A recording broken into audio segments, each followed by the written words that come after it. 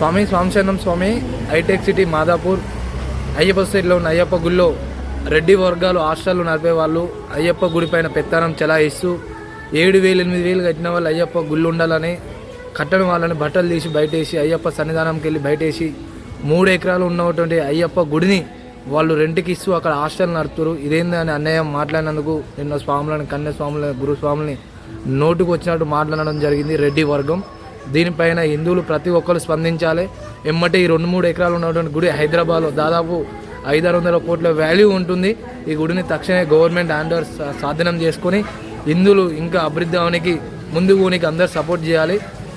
తప్పకుండా ఈ వీడియో చూసే స్వాములు జై శ్రీరామ్ అని టైప్ చేసి ఈ వీడియో మరెంతో మందికి స్వాములకు చేరేలాగా మరో అయ్యప్ప గుళ్ళో ఇలాగా అన్యాయం జరగకుండా అందరు సపోర్ట్ చేయాలి స్వామి. ఇక్కడ భిక్ష గిట్ట సరిగా పెట్టారు స్వామి. ఎంతోమంది దాతలు బియ్యం కూరగాయలు ఇస్తారు.